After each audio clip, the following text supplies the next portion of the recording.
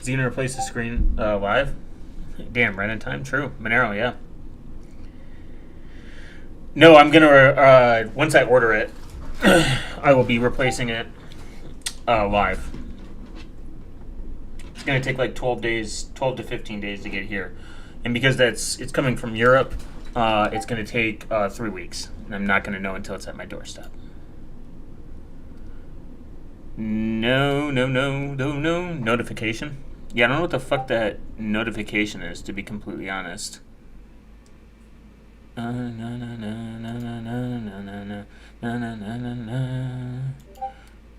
would like to know, and I would like to mute it.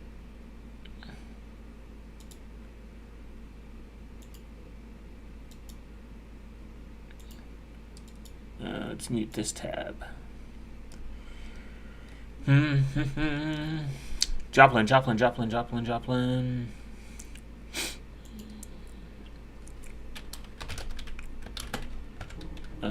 Docs.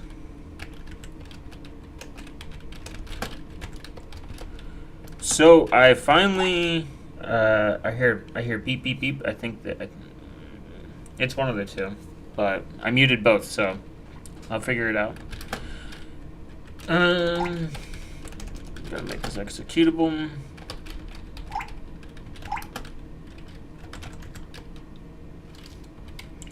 Oops, forgot the.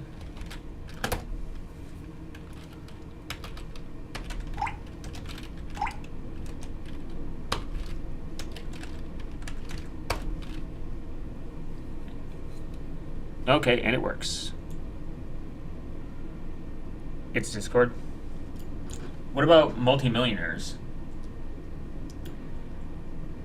Let's trash all this. Delete no. Delete no. Delete no. Alright.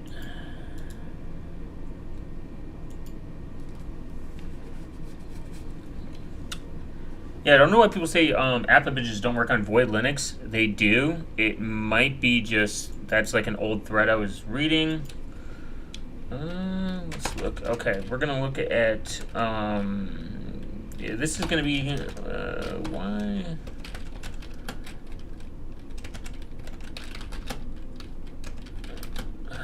I guess like how rooted phones work. I guess.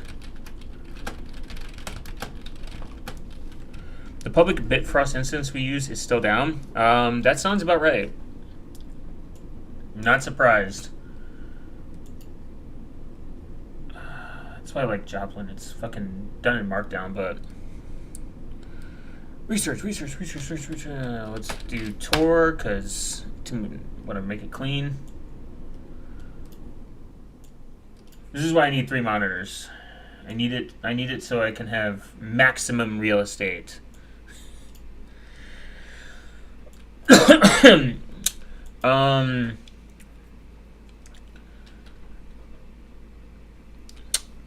So I do run into a lot of, I would say, FUD, not around just Linux in general and around Graphene OS.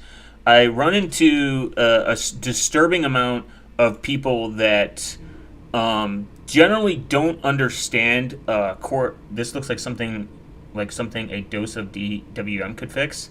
No, DWM would require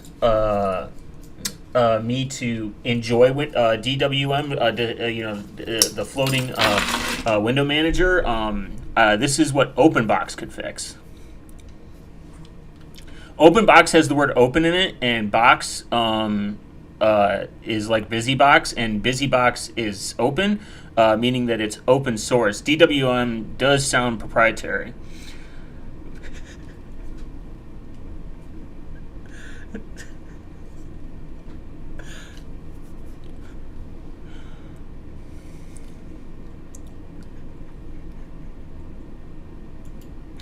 I don't know if I can laugh. Okay.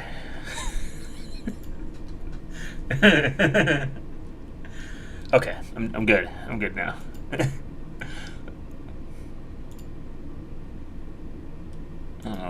fuck? You know, maybe. Oh, I think it's FreeBSD. Something with FreeBSD involved. GNOME. GNOME. True. I finally understand how Docker file structure kind of works. That took me like 15 minutes to realize why I was having an issue with something. It was of the me not knowing how to read of sorts. When is code going to contribute some dollars to the Honeybot? He's contributed enough. enough. I appreciate all contributions and non-contributions. Contributions more because that's how internet capitalism works. But we're going to look at. So I'm going to be doing a dismantle of a lot of the FUD, not only around Graphene OS, but like why they pick certain perspectives of their, I guess like a certain propped up perspective of why it's like verified boot's important and kind of like how it works. People always think that it's I contributed by liking and subscribing and bell for the algorithm. True, liking, subscribing, and also comments on the videos do let know YouTube I'm a real person and I enjoy all their policies and I hate none of them. The thing about verified boot is I feel like people just assume that it's just for physical attack surface, but after spending time in the chat. And reading just how like this stuff kind of works on a lower end level, I have to say I do like some of the Kali Linux sound effects. That's an interesting input, Jay. I think that people also discount that verified boot is more than just the physical aspects. And the problem is people they want X, like they want X. They're like, did you lose like two subscribers? Maybe. I have no idea. I don't pay attention who I lose. I think my subscribers are like my subscriber gain is going down, but I think that it's relatively normal around this time for me. I kind of know when I like if I don't put shorts were like my biggest influx of people that were coming in, but no, my subscriber count's looking pretty average for the last like 90 days.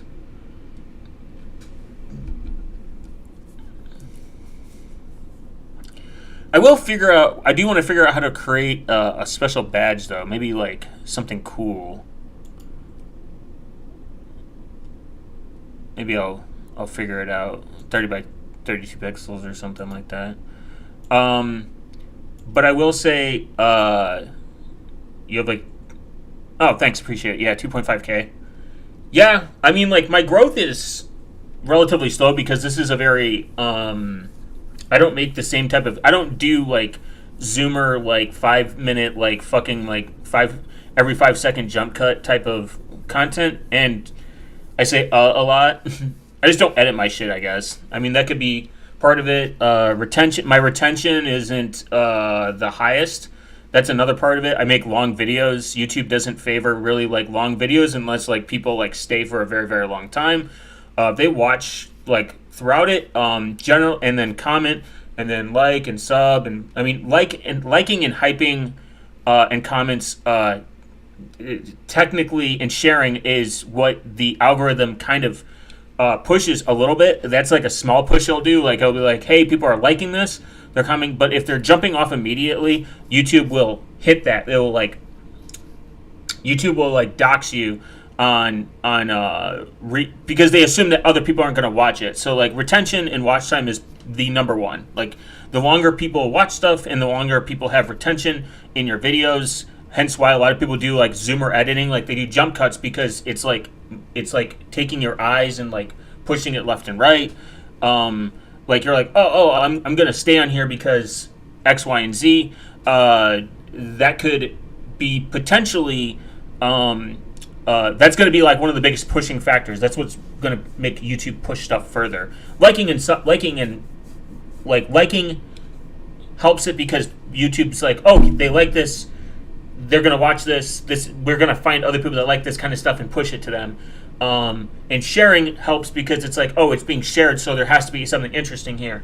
And then YouTube's algorithm will kind of seep in there and be like, hey, people are sitting there for the full like X amount of time. So we're gonna push this content out more. Like the watch time is the most important factor. This is why like Mr. Beast edits like a fucking crackhead. He's like, oh my god, 5,000 million people, and then like people do thumbnails, they do hooks for a reason because it draws you into the video, and if that makes it stick, then YouTube recommends it.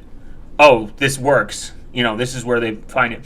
Like if I wanted to, if my live streams were like way more structured, I could take all my live streams, make cuts from them, turn them into videos, and then keep the live streams up, and that would reduce a lot of like work to do, but mine aren't structured enough, and I don't care. Again, YouTube is not where I want to make boatloads of money. I don't want it to be my job, to be completely honest. It sounds like a nightmare.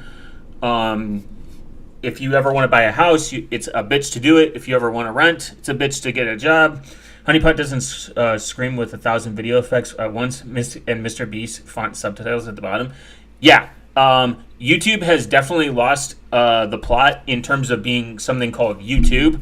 The purpose of YouTube was always to be yourself. You're supposed to show your authenticness.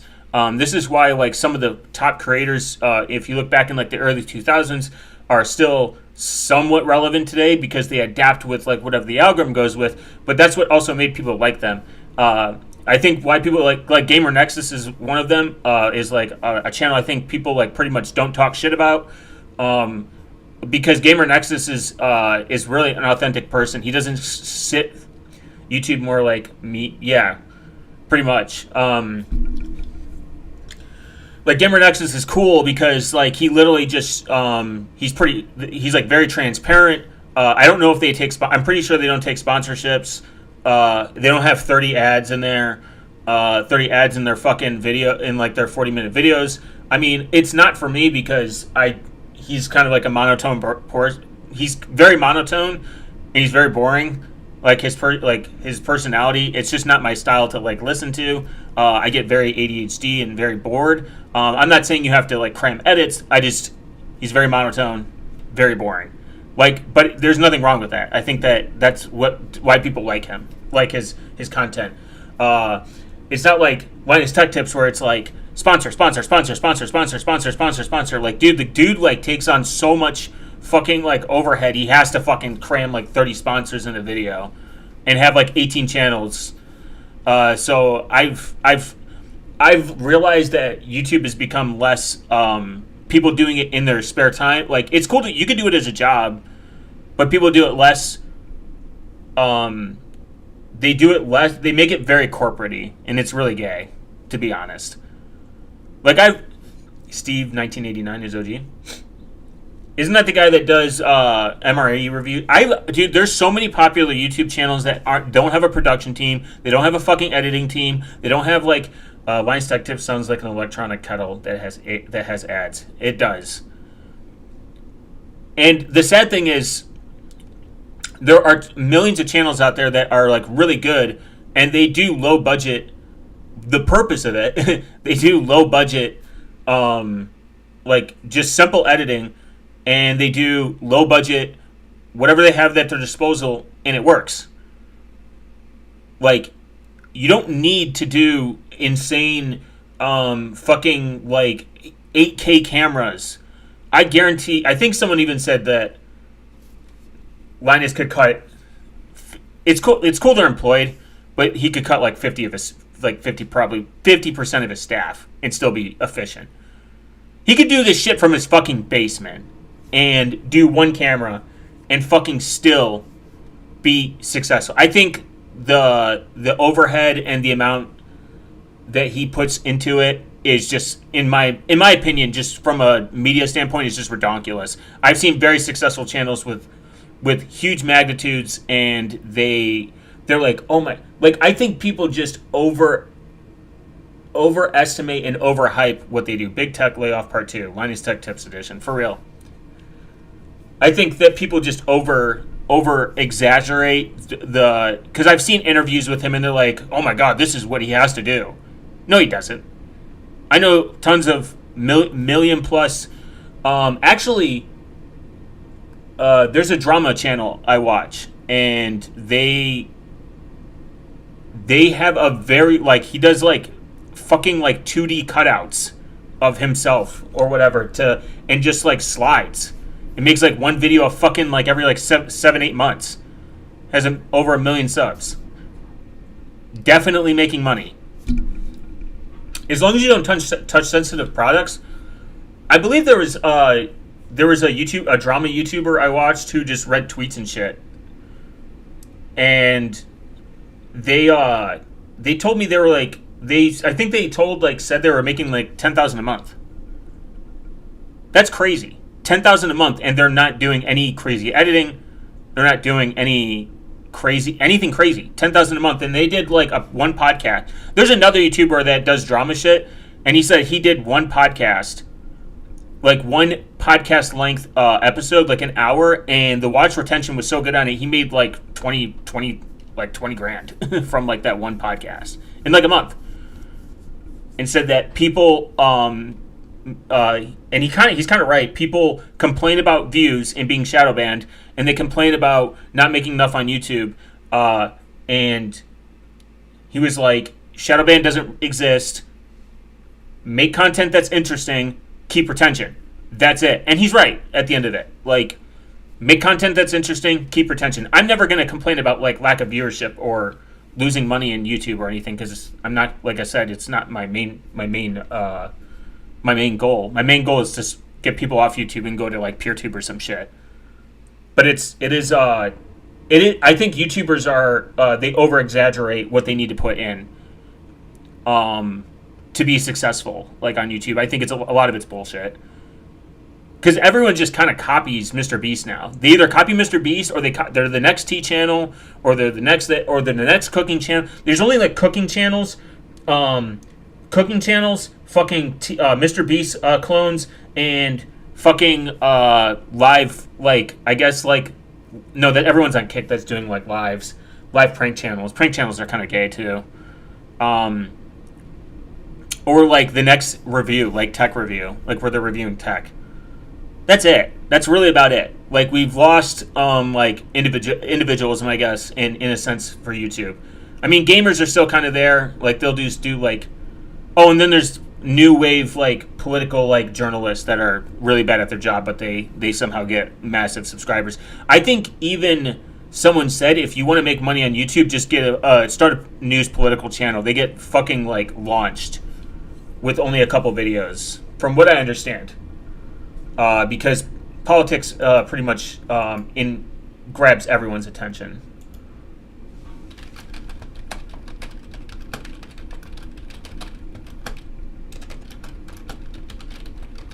But that's the end of my rant. Maybe I'll timestamp where I actually start. Research.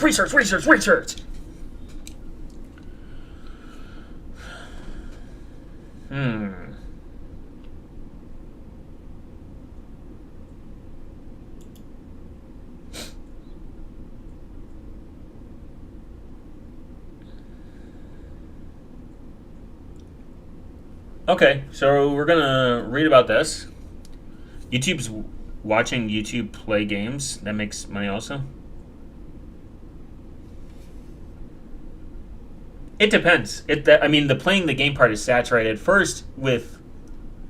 Okay, I'm gonna answer this and then end rant. The thing about gaming is you have to have one of two things. You have to have a personality, or you have to be really good at the game. If you don't have a personality, no one's going to watch you. If you have no personality, no one's going to watch you. If you're not insanely good and already a saturated market, you are not going to make it. Hate to say it. Twitch is one of the hardest to break into. I look at my numbers. I'm not geared towards Twitch, anyways. I just stream on all platforms because I want my content to be everywhere, I guess, in a sense, and not rely just on one platform. But you have a YouTube recording himself watching another YouTube playing is himself and watching another YouTuber play is YouTubers watching YouTubers play games. No, they can copyright strike you if it's not transformative enough. They can definitely copyright strike you. Which I think if it's non-transformative enough, yeah, I agree with that. You are just stealing content at that point. But yeah, you have other. You do have people that do reaction channels. Reaction channels are the lowest effort form of content. It is truly the dog water of content. That's why I don't actually really reacting to stuff too much. But I think if you do react and you actually put criticism in there and constructively and you make it transformative, you are protected. And I think that is a right. You should be able to criticize. If someone puts something on the internet, you should be able to criticize it. It's completely fine. I don't think that's stealing. But the people that are just sitting in the guy that did lame reacts, the guy from Africa or whatever the fuck his name is, Cabby Lame Reacts, that guy's a fucking content thief. His shit was real ass. Very untransformed. I'm surprised he made it that long. I'm surprised no one sued him. That was the lamest shit I saw on the internet. I do watch quite a bit of drama YouTube because it's funny, but that's about it. But the lame reactions. Oh, and mukbangs. People that are just Sniper Wolf Sniper Wolf is definitely a content thief. That is not even. It's embarrassing that she's even on the platform. Who's the other? There's a gross amount of also not just just amount of mukbangs. People that just sit there and eat they're eating 32. I think competitive eaters, that's fine. You're going out and doing something. You just mukbanging, that's just lazy and gross. Market crash imminent. Hold your keys and your money. Yeah, it's all right. Everyone says there's a market crash every 5 years. We go through micro crashes all the time. Look, the best thing to do when there's a crash is to buy. LA. Yeah, the mukbang content is gross and gay. ASMR even is very cringe. I mean, I'll say it's probably a higher. It's there's reaction content. Then I would say ASMR, and then mukbang. I think those are at the bottom. And then if you're talking about the bottom level, we've been in a bubble since 20. Dude, we've been in a bubble since 2008. We're fine. Everyone says the market's going to crash all the time. It does. It goes through micro crashes all the time. This is just common. I just buy. We've had 8 mini crashes. We've had 8 economic crashes since 2008, which is the worst. Is a content thief who commits tomfoolery though 500 different channels? Oh God, that's funny. Remember? Does anyone remember Wings of Redemption or Darkside Phil? Yeah, that shit's crazy.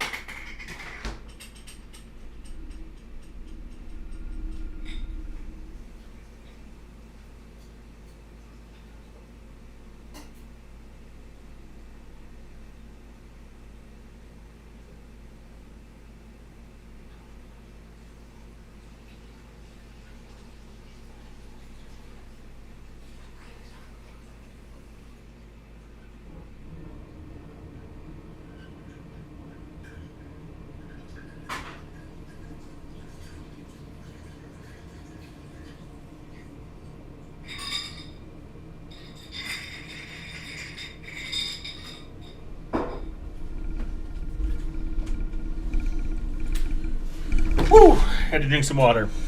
I don't know, Oni, he does have ADHD like me. Darkside Phil is the guy who got caught straight jeeping. Yeah, that was funny. I forgot about that. XMR went down $200. That's fine. Doesn't matter. All right.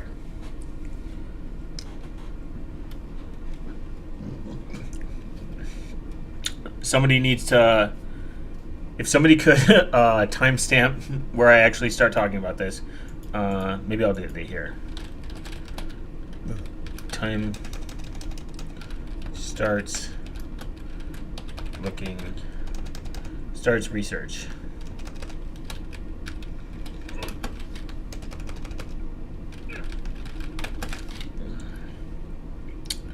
Let's say 26 minutes. Okay.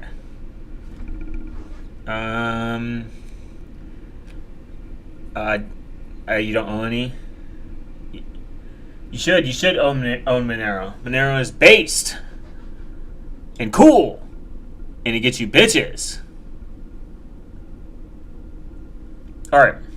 So we're gonna look at something called Android Verified Boot. This is one of the main. This is not the main, but this is how pretty much how rooted phones work. I guess this. I don't know what I'm going to call this. This is going to be for podcast notes.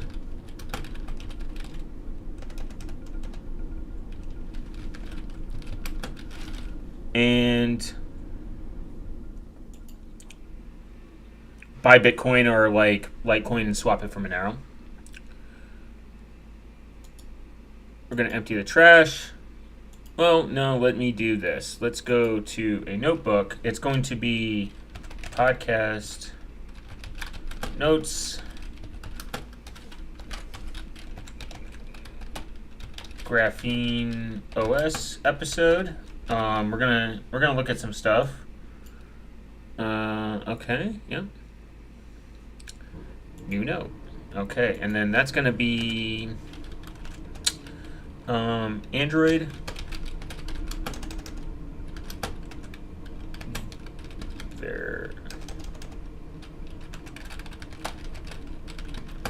boot / rooted phones.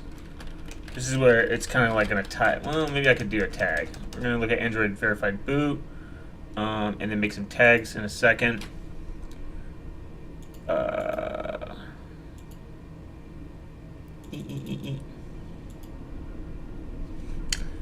I got one person to join Molly or Signal. Based! As you should. And you'll keep adding, man. That's all that matters. We'll do this under security / graphene.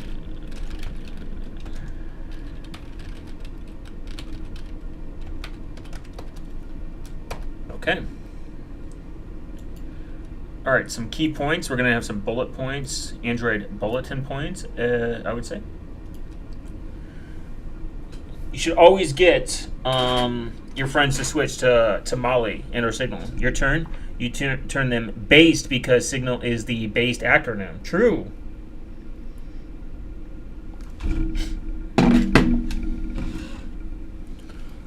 Because of the Qualcomm hack or something. That's a weird. That's like a weird way to get someone to join. Actually.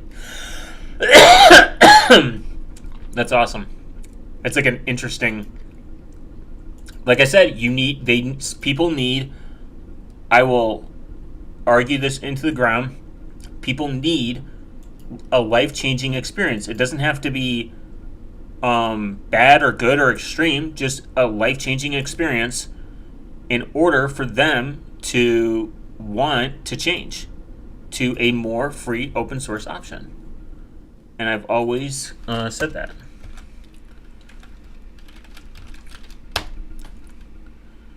It doesn't have to be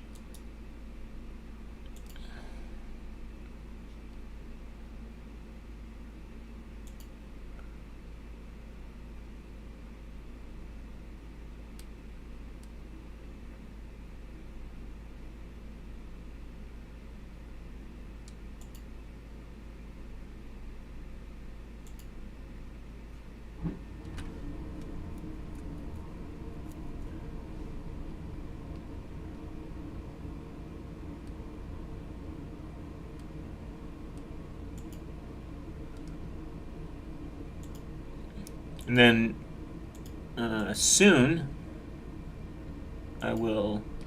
They all got scared because they think China is reading their messages. Oh, that's fucking retarded. But okay. They're probably posting on Facebook right after that.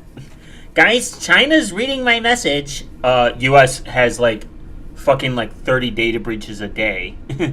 That's okay. I don't care that ICE reads my messages or the government. Fucking retarded. Whatever. As long as you get them, that's all that matters, baby. That's retarded. Alright. Let's see. Android Verified Boot is a feature that ensures integrity and security of the device. In a previous post, we already talked about the various security features of this platform, such as Android TT. Okay, let's look at that. Maybe. It matters. But I got one. Yep, that's all that matters. I mean, retarded. Now, over 3 billion Android devices exist in the world. Any serve Android OS security flaw would be catastrophic. Naturally, Android security has been front of mind developers of the Android open source project since day one. Similar to other operating systems, Android devices security hasn't been perfect from the beginning, yet it continues to improve with each new release. For example, one of the biggest security issues, Android OS existed version below 4.4, which reportedly affected 99% of the devices. It was called the master key vulnerability and allowed hackers to alter an Android APK code without invalidating APK's cryptographic signature. Another example is one security feature that Android S version 5.1 addressed called being straight fright vulnerability, where a specially crafted MMSES would allow remote execution to bypass the inbuilt Android security. Similar other Android OS security enhancements have been added to such release. Okay. So before I continue, there is a specific application that I used way back in the day called Firesheep. And Firesheep allowed you to pretty much spy, as in the man-in-the-middle attack. You could get this on a rooted Android. You could intercept people's messages, essentially, in a kind of like a goofy way and see it. This is like... was like very old, and a lot of the phones that were around me at the time this worked on. It's kind of interesting. Obviously it's not going to work anymore, but it was pretty based actually. What do you think about the Trezor creating their own secure element chip? Are you talking about the... I would have to watch that video. I didn't watch it. I think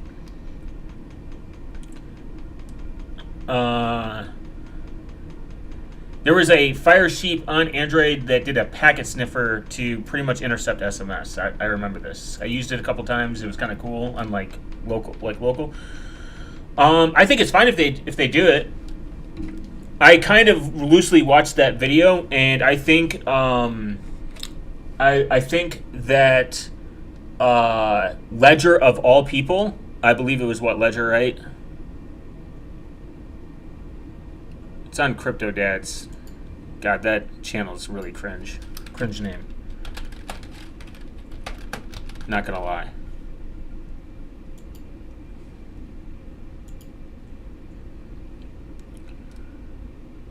Yeah. It was Ledger. Of all people, by the way.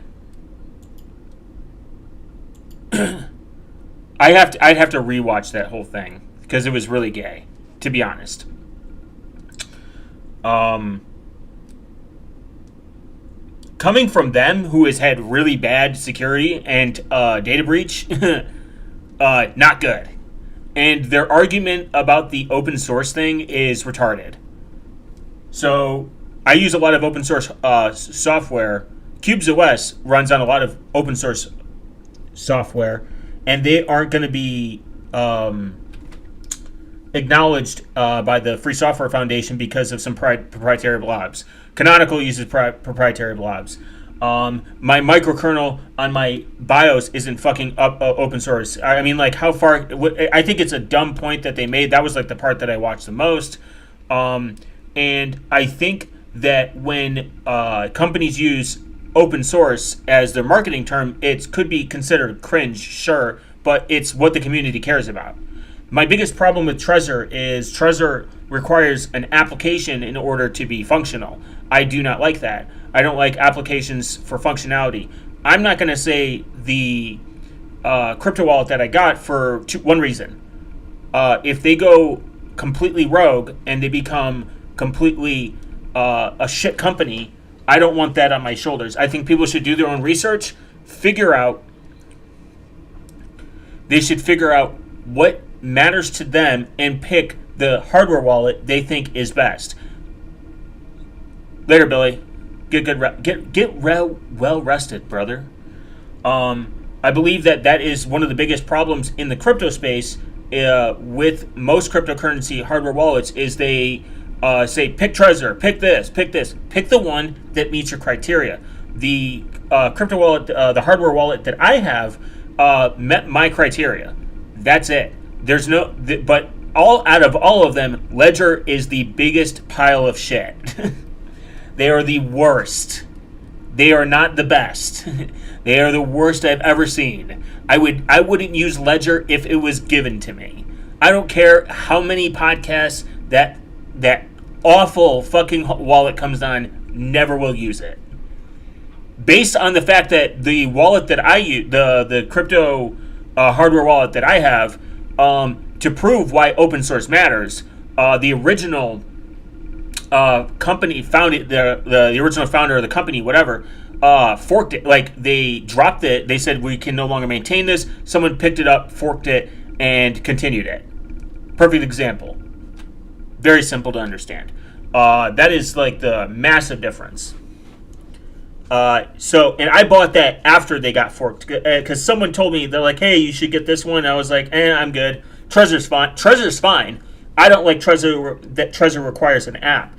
My hardware wallet works completely with any supported wallet that they list, and they will be adding more. They are not, they don't work with Cake Wallet yet, but all I need is my hardware wallet to work on Monero. That's it. All I need. I want my Monero to be in a cold place, cold storage, where I can spend it. That's it. You can achieve this with Cake Wallet and Cupcake, but Cupcake has some software issues that I've read. I've done some testing with it. It is a little goofy to set up and kind of hard for people to understand how it works.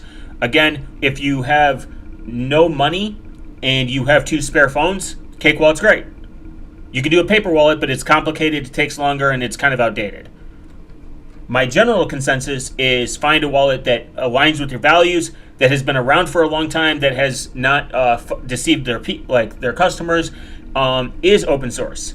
What is bad about Ledger hardware apart from the data breach and the weird recovery option features? That is what's bad about it. That's enough to be like, this is not a good company. And it's not the weird recovery opt-in features. It is the fact that they've had other people recover from their wallet. I just think it's not a good, it's bad. It's just not a good company. Having a data breach is pretty embarrassing. And we could say, oh, everyone else has a data breach, but this isn't just a data breach. This is a hardware wallet, and the weird recovery opt-in feature is pretty bad. You want to know what you could do? You could just do this.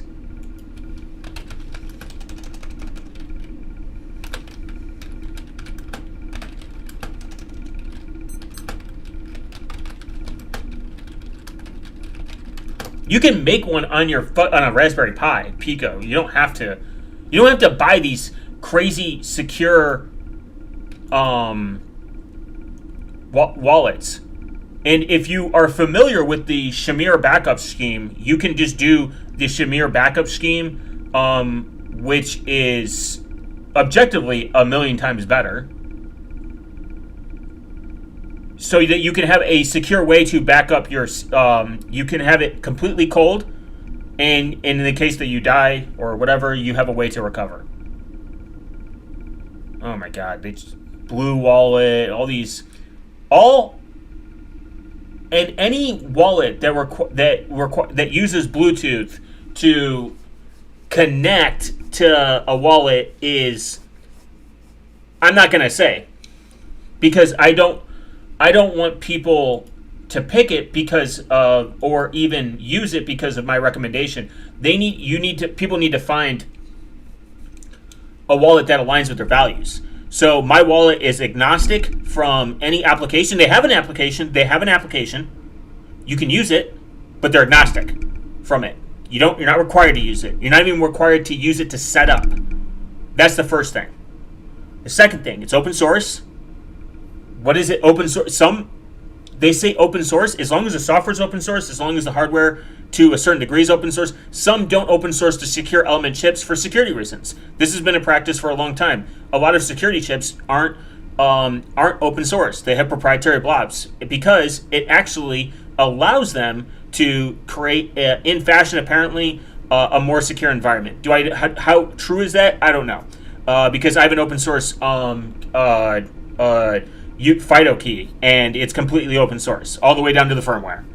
Their argument is that we don't need secrets. It actually makes it more secure. I mean, this becomes a philosophical issue, but I think that the most important is does it align with your values? Does it get updates? Is the company still around? How long have they been in business? Even that's another thing. And is it open source? I mean, those should be your fundamental core functions. Is it open source? How long have they been in business? The cost is really irrelevant. I mean, obviously, don't get ripped off. Like if you're spending $300 to $500 on a hardware wallet, that thing better give you a blowjob at the end of it. But it's the point is, they make it easy and efficient to buy it with crypto. I bought mine with Monero, completely with Monero. I didn't have to give them any information. I don't have to worry about a data breach. They accept Monero directly, or Bitcoin, like most of the providers. But if they use a third party to do that, they just accept it directly. So I was like, cool. The only thing I didn't like was the wait the wait time was kind of annoying. I forgot how long it took. It took a minute to receive, but that's fine. That's okay. I understand when you order stuff, it's not always going to be 2 days. There's tons of them. There's tons of there's crypto. There's CoinCard. I think they're an original. They're old.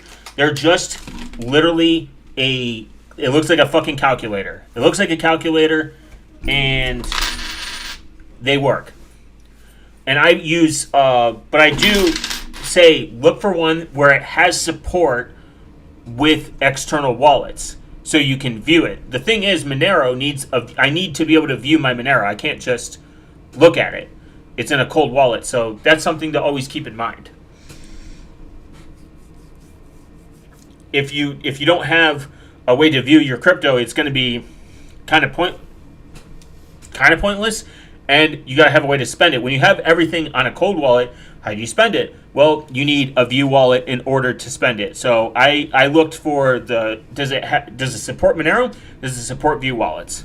And all these websites, by the way, to prove a point, ColdCard,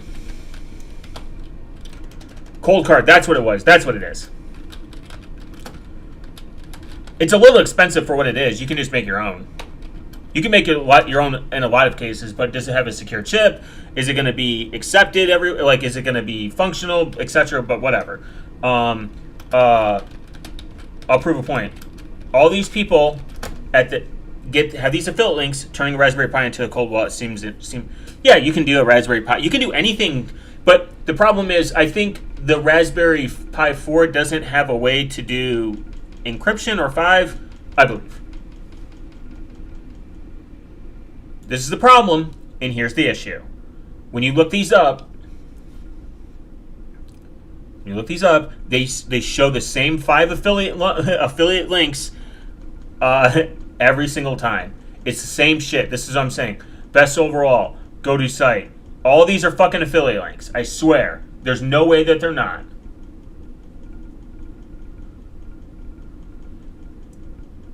blah blah blah blah blah blah blah blah blah blah blah blah. Ledger Nano Out Wallet X. Been around since 2014. Terrible security. And again, the application, not a fan.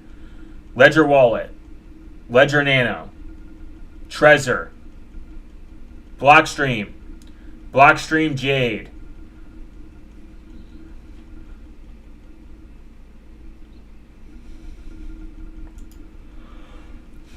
No support for blockchains beyond Bitcoin. Yeah. No secure element chip. That doesn't matter if it's fucking air gapped. I mean, it's cool, but it's not really. Air gapped is the point. Bluetooth only works with iOS mobile devices, which again, that's silly. I think the new Blockstream Jade allows this anyways. But Bluetooth is always facing a vulnerability. It's like every fucking there's a new Bluetooth vulnerability with headphones right now. It's kind of insane. It's called Whisper or something. It's mainly in the headphones, but it's something to do with the Bluetooth stack. It's like Bluetooth stack insert vulnerability. But you look up these best hardware crypto wallets, average people are going to just buy a Ledger, or average people are going to buy a Trezor because it's always recommended. Because again, affiliate marketing. Affiliate marketing has truly ruined the ability to find good products outside of the shit that people just regurgitate over and over and over. And we'll just look at another site. It's like insane. It's always the same 10 to 15 same things of anything, or 8 things. But you can actually get a true dice password with working with the Raspberry Pi. Oh wow, look at Cold Card Wallet base, but look at the same fucking things. Yeah, it's always Ledger Nano X. They gotta have an affiliate link or something. Currently only adaptive web interface, limited language support. Open source design means independent auditing needs. Whatever that fuck that means.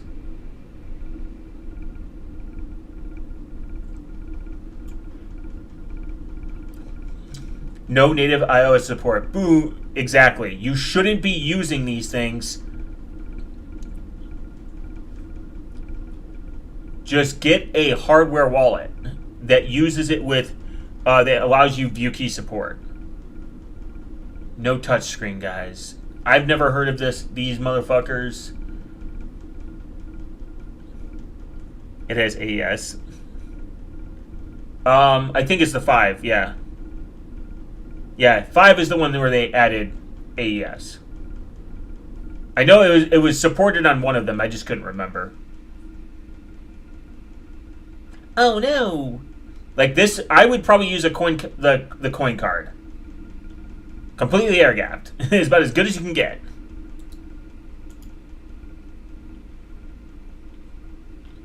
High portable credit card like crypto wallet, which is,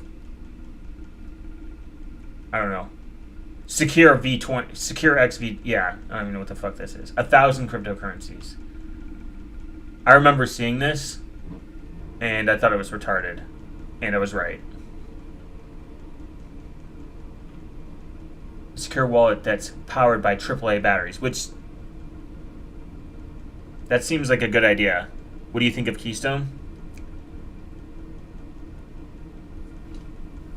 Bad build quality and cheap material, no Bluetooth or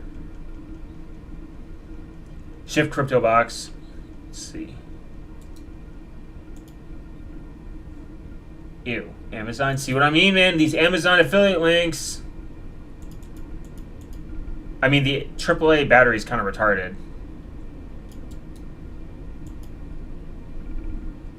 Unless this thing is outdated.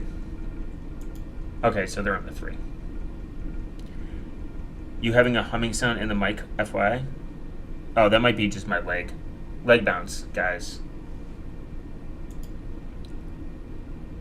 Shift Bitbox.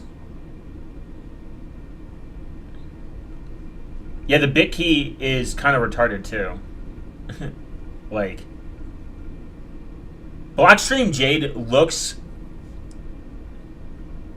The Blockstream Jade has this really cool way you can send it via satellite. They look the coolest. Like, they seem like they're the most efficient. Now, people are like, these are expensive, but who cares?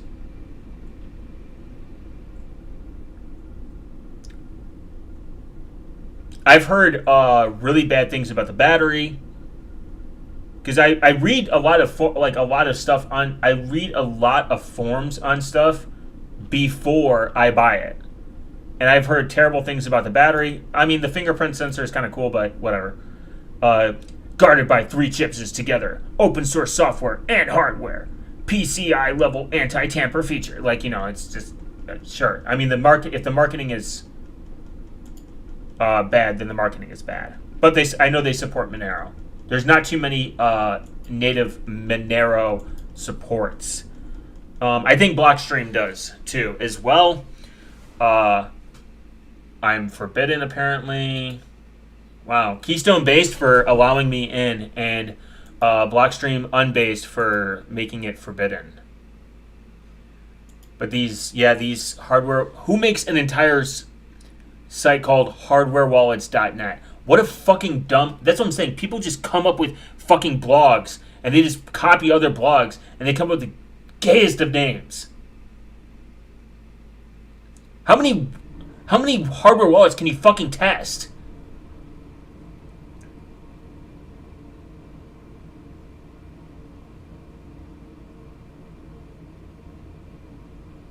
I highly doubt this motherfucker is buying all these. There's no way.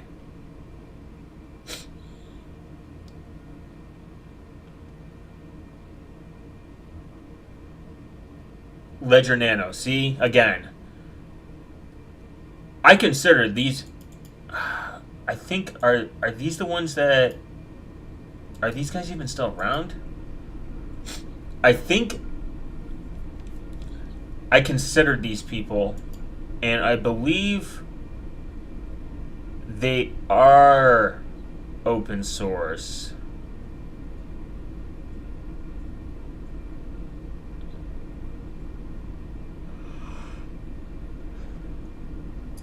Guys, look, a switch. When you need to be certain. Moving $10,000, see full address on 4-inch screen. What a weird.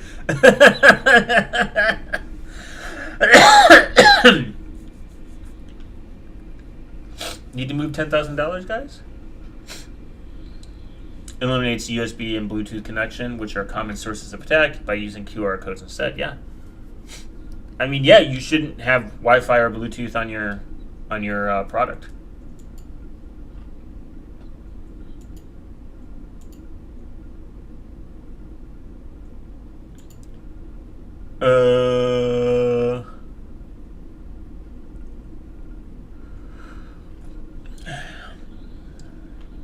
What you need and only what you need. No clutter, no overload. Keystone Nexus keeps things fast and focused. Another app. That's all we need, baby. More applications. And iPhone. Yeah, no thank you. What you see is what you sign. Secret secondary wallet. Support a backup account with your separate password, ensuring privacy so your wife doesn't find about it. One key? I'm not entirely sure. PCI level destruction. If any tampering is detected, your private information will be automatically deleted. Pin and passphrase protection. That's good. That's good. Based.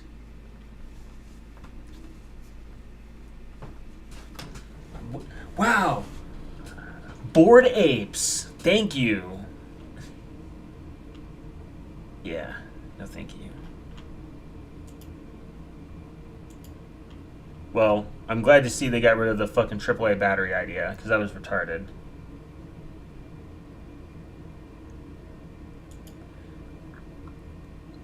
Let's see what the roadmap says. I like roadmaps.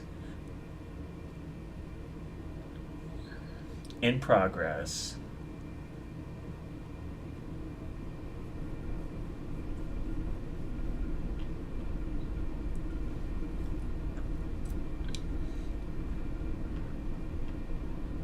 Connected MetaMask via USB. MetaMask sucks. I hate MetaMask.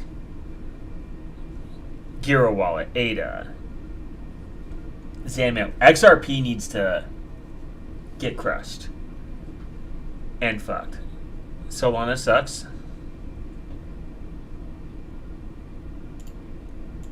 No cake.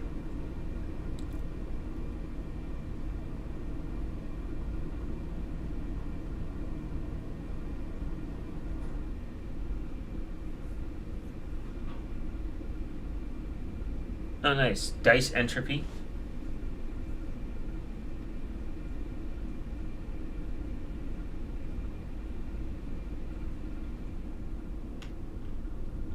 Shamir backup is very base.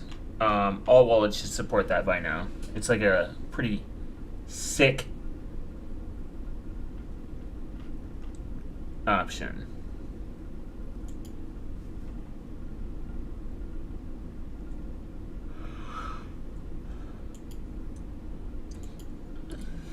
One key?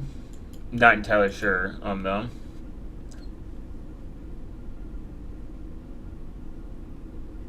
What is one key? What about Keep Key? Or so Blackstream Jade is pretty based. Oh my god, crypto exchange referral code and vouchers. So gay. All right. We'll discover that later. Wow, the Raspberry Pi Imager now supports Android 15. Sick. All right, hardware-backed Android security features. Let's ADHD locked in.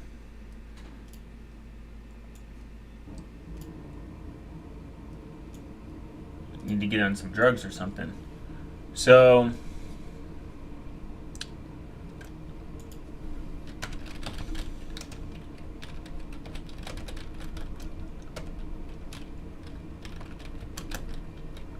hardware security.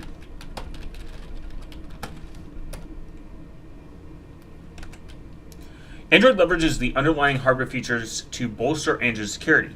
These Android security features are incredibly extensive, and it would be impossible to cover all in depth. However, we'll summarize key implementations to give you an idea of how Android device security occurs at the hardware level. Trusted Execution Environment, the TEE. One key looks pretty good, to be honest. All right, we'll look at it real quick.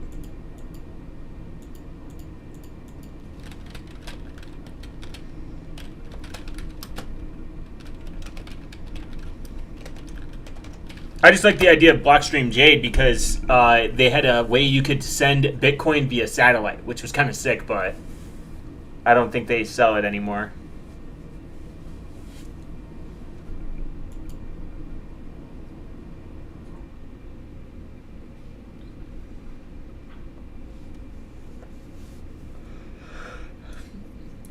That word bank grade security is pretty gay. Computer for battery free, maximum longevity made to hold. That's kind of cool. The battery free thing. The key thing, like the key, like the whole, like these just don't seem practical when it comes to. Oh damn, it's expensive. What's up from Portland? What's up, man? How you been? We thought Ice grabbed you. This seems interesting. Oh, and the cool thing about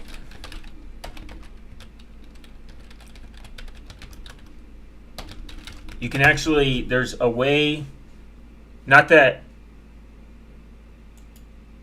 forbidden again? Okay, no forbidden. There's actually something cool they do. Not trying to sell this on anyone, seriously. But there's something cool they do.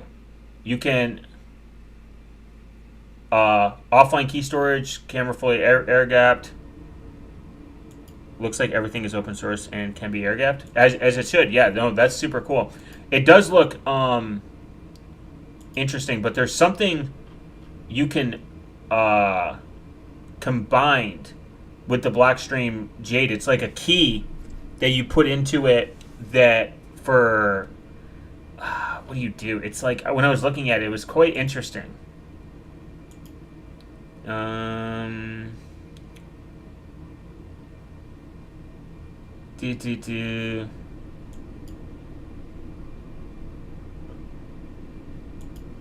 What is it? It's interesting, and I hope other products kind of like jump on this.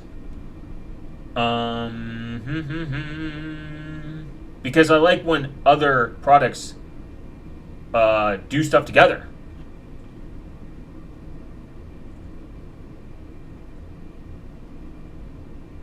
Yeah, it's like an air-gapped USB to make it so that you can transfer the firmware.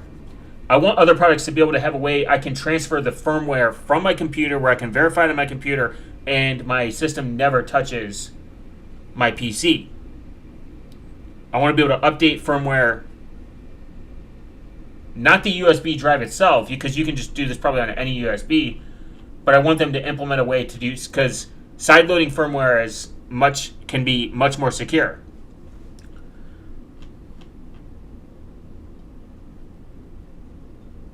Oh, let me see.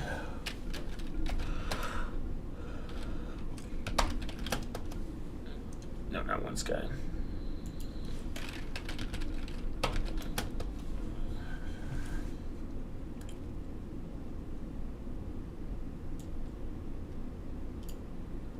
All right, we'll look at more one key though.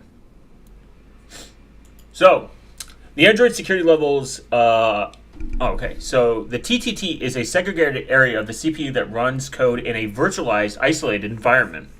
Android security leverages the TEE by running many confidential operations inside it, such as device unlocking procedures, digital rights management, DRM, and encryption and decryption tasks. The TEE actually runs a mini operating system called TEOS with many apps that communicate with Android to provide sensitive Android security functionality. The architecture itself isolates the Android Linux kernel from apps that run on TEE. For encrypted attacks, the Android OS only sees the encrypted or decrypted data, whereas the encryption and decryption itself occurs inside the TEE. The default Android TEOS is called Trusty. The critical point to understand here is that not even Android had access to the private keys stored at this hardware level. In most cases, not even Trusty has access to extract them. It all happens at the hardware level. Verified boot. Android's verified boot features added in Android 4.4 ensures that only verified trusted code runs during the boot procedure. Verified means it's signed with the vendor's private key. So that is something to understand. When you unlock the bootloader, you are removing the ability to verify software and make sure that it is saying what it's supposed to be doing. Verified boot establishes a chain of trust, beginning from the hardware-protected root of trust up through the bootloader and partitions, ensuring the system's files and partitions haven't been tampered with. That's the important part. The system verifies each earlier point of the chain and only proceeds to the next point. These are ensured that from the vendor that nothing has been tampered with on the way all the way out. The Android security measures ensures when your Android version runs the same Android version you installed it and not only has been tampered with. Anti-rollback protection.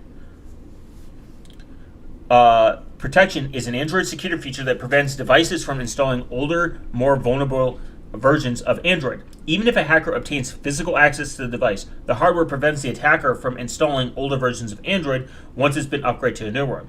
If this rollback protection wasn't in place, hackers would be able to install early versions of that are still signed by the manufacturer, thereby allowing the modified system to pass AVB checks, which is the Android verified boot.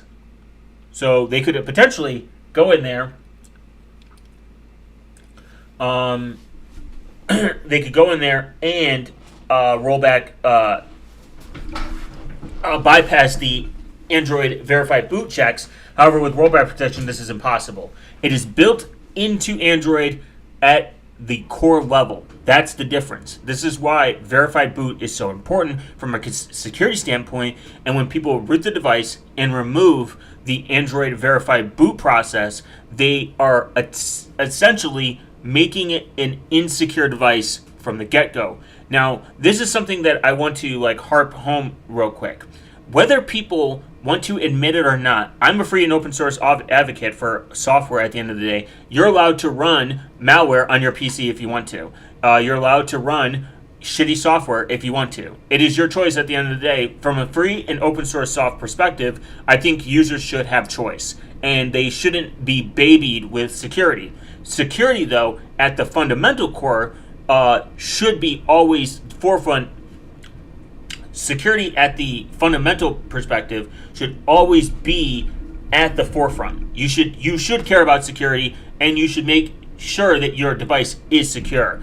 A lot of people that root their device wants this unparalleled access to do very specific niche things, but at the same time, they want a secure operating system. The second you remove verified boot and you root your device on top of it, you are essentially removing the security, and you cannot maintain security on your phone anymore. It is not possible. It is something that is not doable. You're asking to do something that cannot be done. Simple to understand, simple to take in. So people that ask for how to secure their rooted phone, you essentially removed the security. It is not possible. Simple. Can't be done. It's a dumb argument to even entertain with people, because they think that they can eventually secure their rooted device. Android's already secure from the get-go, from the core functions that's built into the Android open source project. That's the difference. You are better running stock Android on your maybe slightly worse hardware than it is to root your device. And if people are looking to de-bloat their Android, aka Samsung's all the bloatware, you can do this without rooting your phone. All you need to do is install the Android de-bloater tool. It's a universal tool. They have one made in Rust if you really care. And you can literally remove all the pre-installed apps. That's it. If there's another niche experiment you want to do for fun, that's fine at the end of the day, but you fundamentally cannot get your security back because you are removing the safeguards that are built into the Android system. And that's your choice at the end of the day. If you want to be retarded, that's fine. But if you also want to say, I'm doing it and you care about security, or you want to maintain a high secure threat model, like a secure environment, you fundamentally got rid of it, and you made your system worse. Simple. Okay? Now that we understand. The issue in the open source world and community is that when you tell people they can't do something and it's wrong, people get irated and very mad. And that's the first problem. They get mad because they're like, well, I don't like that. Well, cool. Rewrite your own operating system at the end of the day, if you care that much. Fork Android and do it yourself and figure it out. Or it's a you issue that you need to figure out. and people get super mad when you tell them that just it's like the equivalence of taking a pile of shit and putting I can't really explain it. At the end of the day, it's like putting whipped cream on a pile of shit. At the end of the day, it's still a pile of shit, and it's going to taste like shit. That's essentially what you're doing.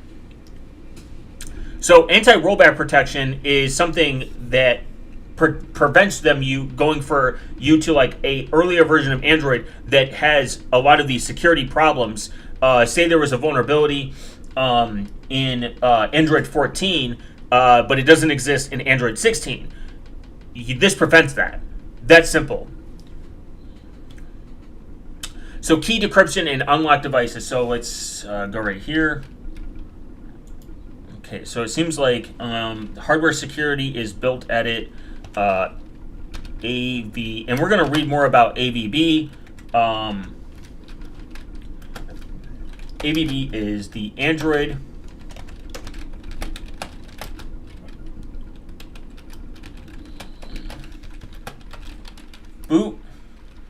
it pretty much ensures that trusted code runs during the boot procedure.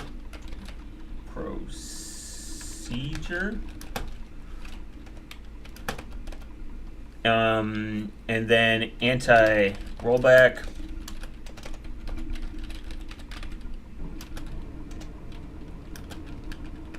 Anti-rollback pretty much prevents rolling back to a older, more vulnerable Android version.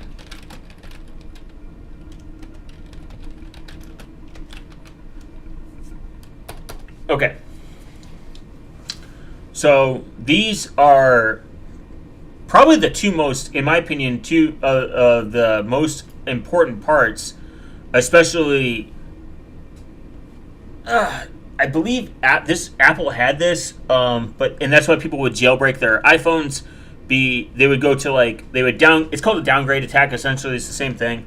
They would downgrade it, and then people would jailbreak their iPhone so they could get like free unlimited apps or whatever. And it's like you do all these extra steps. Just get a fucking Android at that point. You literally just did all these extra steps to achieve what you could do with Android. You could just get pure APKs, and there's ways around it without rooting your device on Android. But there's and I still can't think of a reason why you should root your device in 2026. I don't know why people do it. All you have to do is just get the Android Universal Debootloader, remove everything that you don't need, and then if you want to, I don't know, I still don't get it. And I've rooted my devices before, but I've just never seen the purpose beyond what we have so much option. We have so many options now. It's silly. So key decryption on unlocked devices as of Android 9. That's what I did. What?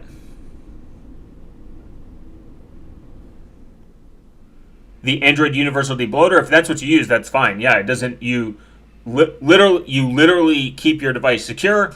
I used to jailbreak, but then got it. Yeah.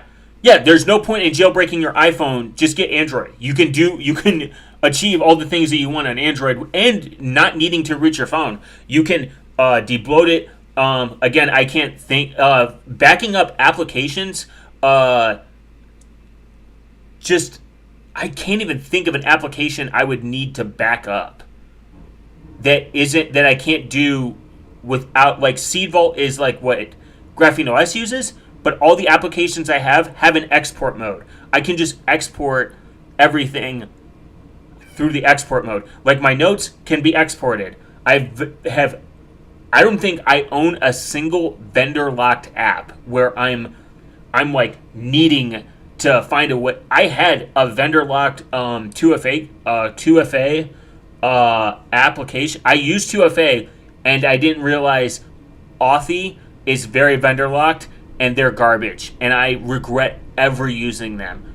Awful fucking app. And I went to a better option, which is Aegis, and Aegis has a way to export everything in JSON format that's encrypted, and boom, I have a vendorless, no lock-in 2FA application. Do you have two phones? Yeah, I'm like Kevin Gates, man. Good night, man. Night, Jay. Appreciate you stopping by. Remember to come back and watch the video for the retention and comment on the video and so YouTube knows I'm a real person. F in the chat that you have to wake up at 3. Hope you have a good night's sleep. Yeah, Authy sucks. Fuck them. Fuck Authy. They suck. And they're gay. I use Aegis. Aegis is probably the best one I've ever had. Night, asshole. Yeah, I was literally thinking of that song.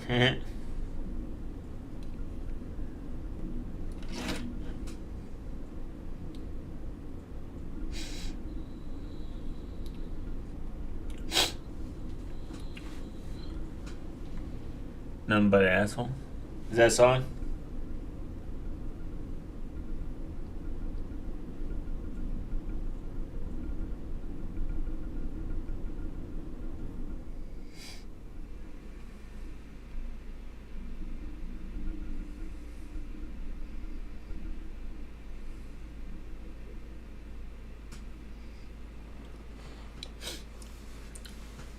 Okay. Key decryption in unlocked devices. As of Android 9, the hardware assisted unlocked device require flag sets whether the screen must be unlocked to access the key store by allowing a specific key to be used. So, Solana. Oh, is this a rapper? These keys can be used to decrypt sensitive on-disk data. Ensuring the device must be unlocked to access the data means that Android security remains strong even for lost devices. Gatekeeper. Gatekeeper is a subsystem in the Android security that performs authentication of patterns and passwords in the TEE. Gatekeeper enrolls and verifies hash passwords using a hardware-backed security key. Gatekeeper also enforces rate limiting to prevent password guessing. I believe, this is where I think that's what the Titan M chip 2 uses. I think that's what is.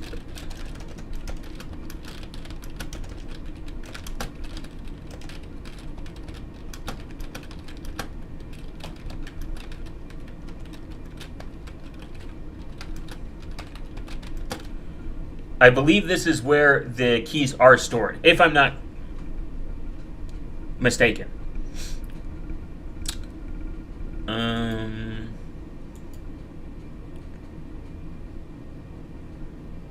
I could be wrong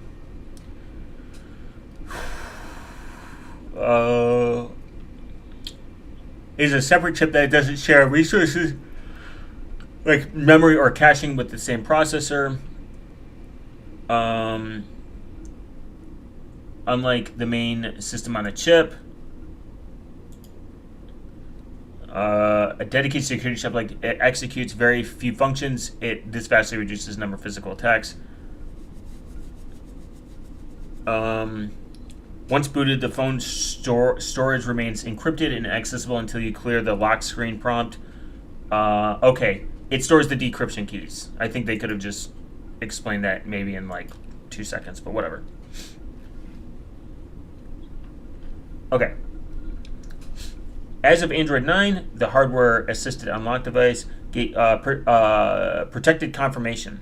Android 9 beefed up hardware-driven Android security by leveraging a hardware-protected user interface, trusted UI, for critical transactions such as when confirming a payment. When the app invokes protected confirmation, it passes control to the trusted UI, which displays the transaction information and obtains the confirmation. When a user confirms the action, the intent is authenticated cryptographically and conveyed in a tamper-proof manner in the relaying party. Memory safety. Android security features have taken into account the risks associated with C and C++. For example, Android uses the hardware-assisted address sanitizer error detection tool to help spot memory bugs before they make it to live Android releases. One of the major Android 12 security features is that Android 12 introduced Android's preference to Rust instead of C++ and C for platform development. Rust provides a similar performance level to C and C++ while maintaining memory and thread safety, which is a massive step forward in Android security. Android security steps for the operating system. Sandboxing. According to the latest Android security paper, Android security is the at the OS level falls under 3 major categories: sandboxing, anti-exploitation, user data, and privacy. Sandboxing. Android uses the various sophisticated OS-level sandboxing techniques to ensure that process runs in their own user space and don't have access to core internals. Some of these sandboxing features SE Linux, Security Enhanced Linux, enforce mandatory access control, MAC, on all processes, and even root processes. MAC differs from discretionary control in the OS itself to enforces access, not the user. Secure computing. Berkeley Packet Filter. The Android security technology applies at the kernel level and allows for creating sandboxes that define in which context processes are allowed. So another few good features is sandboxing. Goddamn Discord. So it does have sandboxing built into it. SE Linux as well.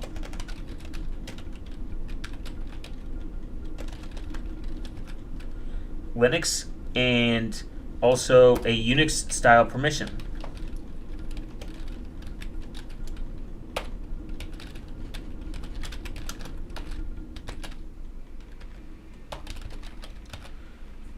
I believe some of those are the more restrictive ones. Finally, Android security implements Unix and Linux permissions to isolate the resources of applications. Each application has a UID that runs in its own process. Apps can't access files and resources belonging to other apps without giving explicit permission. If we learned anything from the information that people like to say is that, oh, these apps talk to each other. I wrote a nice fucking letter explaining my project. I am editing it for the 5th time now because Discord says too many characters. If I obtain enough dollars, I think I can. I wrote you a nice fucking letter explaining my project. Oh. Maybe I'll get Nitro or something. I think that'll allow more people to write bigger characters or something like that. I think it's like $5 or something. I don't know. I'll look at it. So it seems like each application has its own UID that runs in its own process.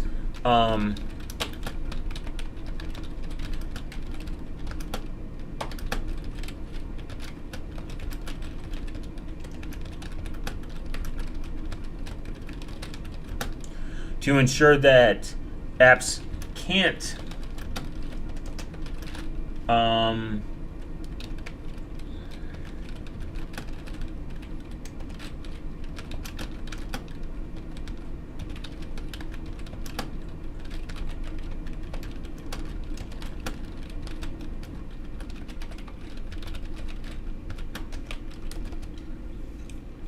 another one is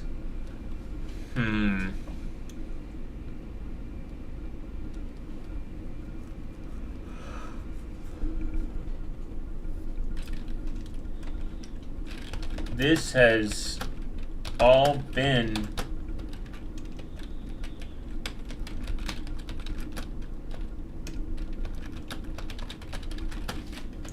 since Android 9. So we'll put that into perspective.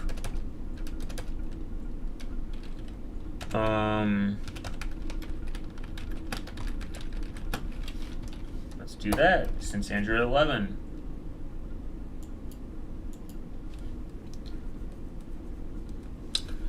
Anti-exploitation. 86% of Android vulnerabilities since 2016 have been memory related. Most of these, I guess, also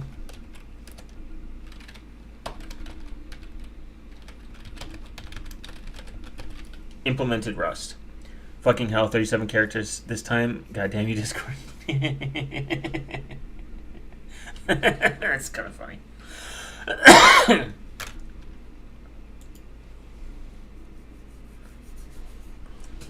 It seems like 86% of Android vulnerabilities since 2016 have been memory related. Android implements a mechanism called control flow integrity to help prevent these kinds of abuse. We can kind of like figure out what that is. This is what I believe doesn't exist in a lot of Linux distributions in perspective, and I think Red Hat uses this actually.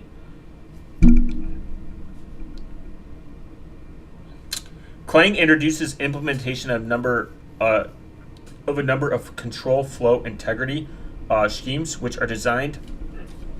Damn.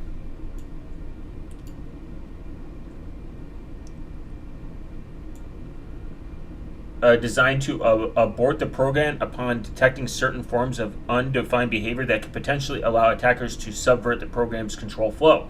These schemes have been optimized for performance, allowing developers to enable them in real builds. Interesting. So it's pretty much to make apps kind of like act how they're supposed to. Android security for anti-exploitive also includes a compiler optimized to check for integer overflows, which can lead to memory corruption. Additionally, other compiler-based mitigations reduce potentially exploitable bugs. In many cases, the Android compiler detects the running time to abort the process if detects anomalous behavior. Since Android 11, Android security has been included Scudo, a memory allocator that helps prevent commonly exploited memory bugs, such as mistakenly accessing memory once it's been freed, or freeing the same memory twice. When Scudo detects heap corruption or suspicious behavior, it aborts the process. User data and privacy. Android security includes an extensive support for user-level privacy and data protection. Android limits the access to device sensors when the app is running in the background, and device running Android 9 and above implemented more permissions related to phone calls and the phone state. Android Work Profile allows users to create a separate profile for work-related data so that any personal data can't be accessed by corporate IT teams. When Android device isn't connected to a network, it sends random MAC addresses when probing for new networks. Starting from Android 10, the device uses a randomized MAC address for both probed and connected networks. Android security in Android 10 also blocks access to the device identifiers and serial numbers except for system apps. So that is good to know. This has been around since Android 10. We're on Android 16. App permissions, location control. Users have control over how often an app can access a location data. Once the Android 12 security features includes the ability of users to grant only approximate location instead of precise. One of the Android 13 security features is to deny persistent access of log data, mic and video recording. This is also. Graphene OS obviously built upon this. To make it much more apparent and much more granular control that we need in the Android ecospace. The fact that this doesn't exist across the board is a problem. But I digress. We're going to go into Android Verified Boot. It's a 12-minute read. What is Verified Boot in Android? Why Android Verified Boot? How to implement Verified Boot in Android? What is the difference between Verified Boot and Secure Boot? Troubleshooting ABV and examples that can save your day. Android Verified Boot, more than just a feature.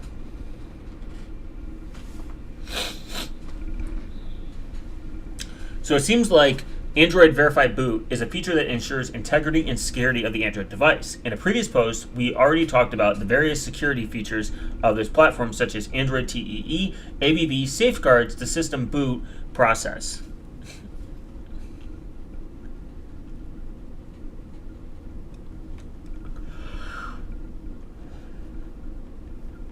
To protect the device against malicious attacks, modifications, and vulnerabilities. It is an integral part of the secure embedded systems based on Android. Understanding Android's security feature and how it contributes to the overall security essentials for developers. In this article, we'll explain what Android Verified Boot is, how it works, and how it differs from Secure Boot. We'll also outline why it's important to use Android Verified Boot and present common troubleshooting scenarios, Android security boot process, whatever. So you have the bootloader, you have verification, and then you have boot parameter, system parameter, vendor partition, and then booting. A verified boot is essentially a mechanism to protect Android devices. Android Verified Boot is maintained by the Android open source project and was introduced in Android 4.4, the most recent version of ABV 2.0, which we'll focus on. In general, Android's secure boot process is based on a cryptographically signed partitions. It is worth noting as well, with all cryptography, the solution is only as safe as the key is used. It is essentially to use a suitable and significant key pair to sign the components and store them safely. Otherwise, malicious actors can sign their components, undermining the entire process.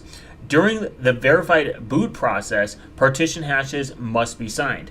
These signatures are also checked during the boot to ensure each part is integer before loading. So how does this work? Let's take a look at relevant steps in the boot process. You have the bootloader. Every device, when powered on, starts with the bootloader, acting as the initial element for the boot sequence. Discord made me delete 9/10 of my cool message. F in the chat. The bootloader starts up the hardware and loads the operating system. So that's what a bootloader does. It loads your feet into boots. During this stage, the bootloader authenticates the signature of each component in the boot partition, which includes the kernel and RAM disk. This way, a trusted chain of components is created. The complete boot partition undergoes hashing, and then resulting hash is authenticated. The bootloader then verifies the signature with the public key to guarantee the boot partition's integrity, verifying the system in partition. The system partition holds a Android framework and system applications. A hash tree is utilized to manage this large partition more effectively instead of hashing the entire partition, which would be too time consuming. Verification on the hash tree's signature occurs instantly. Each data block from this partition is hashed and verified by the system to access it. In case of incorrect hash values, the process immediately stops, preventing the execution of possibly compromised data. So it kind of like says, hey, this doesn't look normal. Hey, this doesn't look right. We're going to stop right here. And then not continue so that you're not running with a compromised device. Verifying other vendor partition.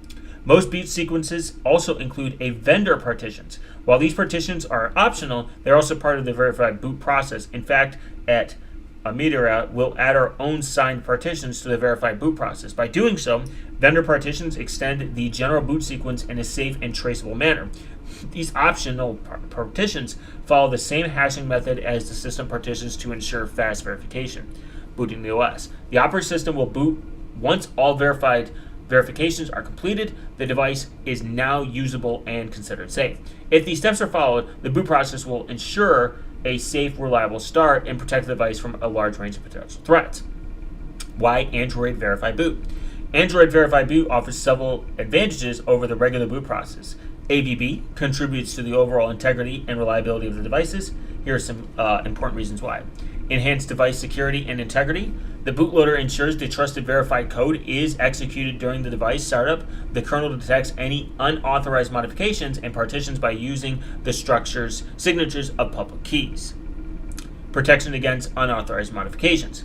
Besides the chain of trust, Android Verified Boot will prevent malicious actors from exploiting past vulnerabilities through rollback protection. This has been an issue, but it is resolved through the verification process and a one-way upgrades introduced in Android 13. Device state communication. With AVB enabled, users are getting interpretable state of their device. The Android open source project uses a different state codes and additional information to communicate out of boot order process. The boot flow includes green, yellow, orange device states. Yellow and orange are warnings. Warning, a locked device with customization. Graphene OS. Warning for unlocked. Warning for unlocked devices. Using this color scheme, the device transparency shows the device security status of the user. How to implement verified boot. How to enable verified boot, Android, etc.